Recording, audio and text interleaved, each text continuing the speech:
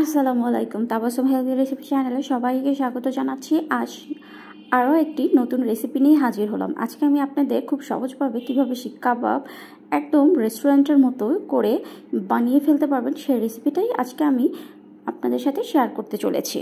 তাহলে চলুন রেসিপিটা শুরু থেকে শেষ পর্যন্ত একদম দেখার আমন্ত্রণ রইল। যদি আপনারা কেটে কেটে দেখেন তাহলে এর কিছু ছোট ছোট টিপস আছে, সেগুলো আমি এই রেসিপির সাথে শেয়ার করব। তাহলে চলুন ঝটপট এই রেসিপিটা আমরা দেখে নিই। এ পর্যায়ে আমি গরুর রানের অংশ থেকে 500 গ্রামের মতো মাংস নিয়ে নিয়েছি। এখান থেকে এখন আমি ছোট ছোট করে স্লাইস করে নিয়েছি।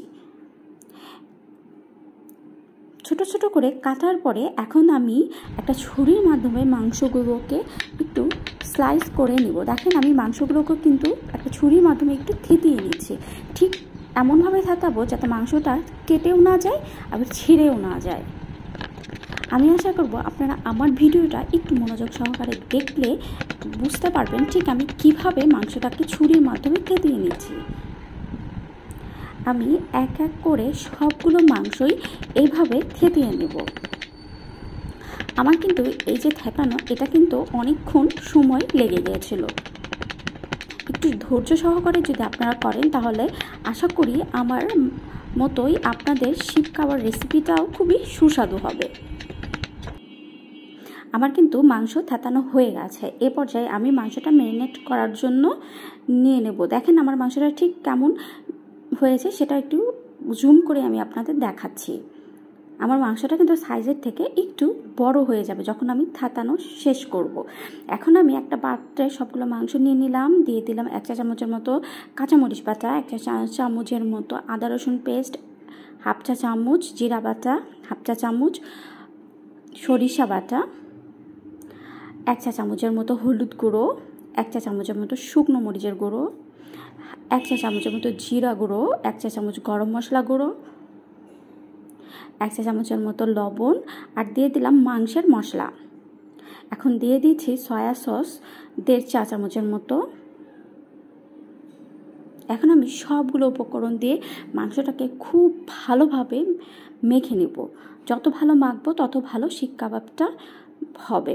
আমি সব শেষে দিয়ে দিলাম সরিষার তেল, আর এখন আমি দিয়ে দিয়েছি আগে থেকে ফেটানো 1/2 কাপের মতো টক দই। টক দইটা শেষে দেওয়ার চেষ্টা করবেন, এতে করে পানি বের হওয়ার সম্ভাবনা থাকে। শেষে দিলে সেটা আর হবে না। আমার মাংসটা মাখা হয়ে গেছে। এখন আমি ম্যারিনেট করার জন্য এটা রেখে দিলাম। আমি কিন্তু মাংসটাকে ম্যারিনেট করে রেখেছিলাম প্রায় 7 থেকে 8 ঘন্টার জন্য। দেখেন 7-8 ঘন্টা পরে আমি মাংসটা আপনাদের একটু দেখিয়ে দিচ্ছি। আমার কিন্তু মাংসটা খুব ভালো ম্যারিনেট হয়ে গেছে। এখন আমি একটা কাঠির মাধ্যমে মাংসগুলোকে একটু ফুট করে নিচ্ছি। দেখেন আমি কিভাবে মাংসগুলোকে ফুটা করে ভিতরে ঢোকা নিলাম। ওই খেতা স্টিচের মতো মাংসটাকে আমি কাঠিটার মধ্যে ঢুকিয়ে নিলাম। এক এক করে সবগুলো আমি এভাবে রেডি করে নিচ্ছি। আমার সবগুলো রেডি করা হয়ে গেছে। এখন আমি কিছুটা ফ্রাই প্যানে আপনাদের করে দেখাবো আর কিছুটা মাইক্রোওয়েভে করে দেখাবো। আমি একটা চুলাতে হাঁড়ি বসিয়ে তাতে 2 চা চামচের মতো বাটার দিয়ে এখন এই যে শিক কাবাবগুলো দিয়ে ঢেকে দিলাম, আর চুলার আঁচটা একদম লো করে দিলাম। আঁচটা একদম লো করে দিব, এতে করে মাংসটা খুব ভালোভাবে ভিতরেও সিদ্ধ হবে আর উপরে একটা ময়েস্ট ভাব আসবে। যদি চুলার আঁচটা একদম হাই থাকে সেক্ষেত্রে মাংসটা ভিতরে সিদ্ধ হবে না আর উপরে পুড়ে যাবে, সেক্ষেত্রে খেতেও খুব একটা টেস্ট আসবে না। এখন আমি মাইক্রোওয়েভে কিভাবে দিব সেটাও একটু দেখিয়ে দিচ্ছি। আমি মাইক্রোওয়েভে 180 ডিগ্রির জন্য 40 মিনিটের জন্য করে নিয়েছি। আমার তৈরি হয়ে গেল দারুণ মজাদার শিক কাবাব। এটা কিন্তু বানানো খুব সহজ, যদি আপনারা একটু ধৈর্য সহকারে আমার রেসিপিটা দেখে বানিয়ে ফেলবেন।